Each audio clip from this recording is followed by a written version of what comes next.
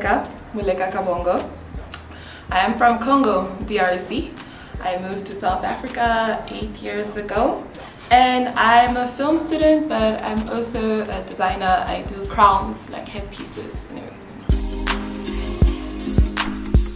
So when we talk about the business aspect of it, I got into it last year, April, on the 27th of April, 2017. That's when I officially started Car Creations, my business. To be honest, like headpieces and dukes and everything has always been a part of like my fashion trends and styles and everything. So I've been doing it maybe since I was in grade 11 or grade 10. I've always worn like headpieces, but yeah.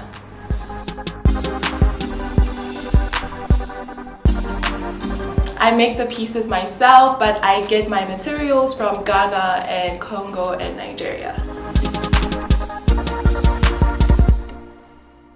So the way I came about making it a business was my sister was going to this traditional wedding and I tied her headpiece for her. Like I made it very big and beautiful. And then when she went to the wedding, all the ladies there were like godsmacked by it. They wanted to know where she got it from. They thought she bought it like that, So she came back home and she told me about it and I was like, you know what? I can make this happen. So yeah, so that's how. So with the movement right now that's happening in like the South African youth, it's very Afrocentric orientated. So they are like the South African youth is very open to learning about different African cultures and about just like embracing it and trying to give it some Mzansi flair as well. So the way in which it's been accepted is that they have this this like almost like, I know fetish is the wrong word, but try to take it as nicely as possible. They fetishize these like exotic cultures and then they're very open to like educating themselves on it and just incorporating in their own styles and stuff. So I'm a painter, I'm a sketch artist, and I'm also a videographer. I do film also, I'm a film student. And I do makeup, I make clothes, but I don't sell the clothes as part of Car Creations. I just do it for myself. So yeah, I just really get my hands dirty with like a lot of like arts and crafts stuff. My target market going into this venture with Car Creations was aimed at the youth, right? Because I wanted the youth to gain a much more like to have somewhat of pride in like African cultures and African fashion, But then what I've seen that I've attracted is the much more older, elegant African women. Those are the women that are coming to me for their weddings, for like, the work functions and just, the events or galas. Those are like the much more matured, elegant African women and men. I also make pieces for men that are coming towards me. So I would say my target audience is now the elegant, sophisticated African men and women.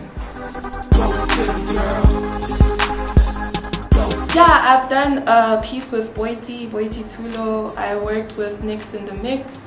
I'm currently working with Moonchild, the DJ star, and I'm also in a collaboration very soon with another person. I can't really mention them yet.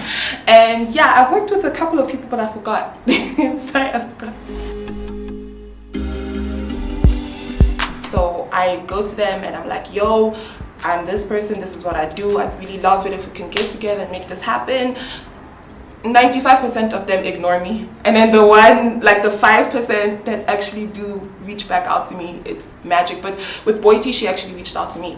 So she had to attend the Lusaka July. You know how there's a Durban July? There's also a Lusaka July thing. So she reached out to me because she wanted a piece made for that event. So that's how it came about.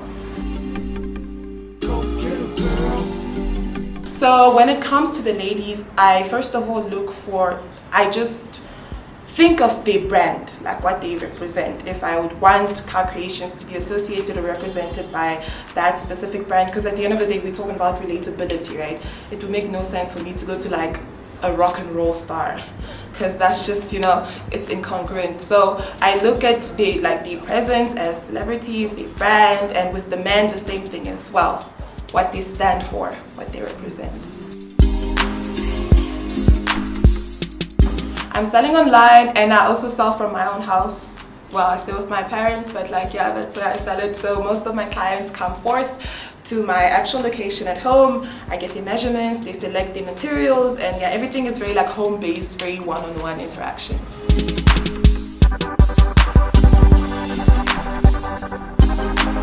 Client, I'd have to say my mom.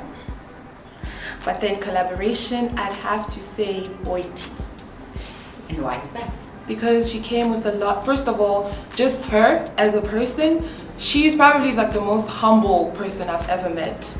And she was so genuine, she was so respectful. She made me, because at the beginning when I did work with her, I was literally like starting off. Like I literally had nothing to show for myself, but she believed in me.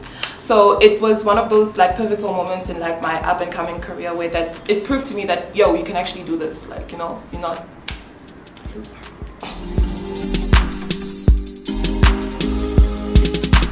So personally with me, I would love to build like our own film industry back home in Congo. Like how there's Nollywood in Nigeria, I would like there to be a Collywood in Congo. I don't know, like I want to be that person that puts Congo on the map in terms of like film and TV and production and everything like that. So that's the kind of impact as a creative or as a filmmaker that I'd like to have on the scene, but also I'd like to educate not just outsiders but also Congolese people about our own cultures, and you know, for them to have more pride in it, because there's a huge amount of like cognitive dissonance when it comes to Congolese people and our own cultures and stuff like that.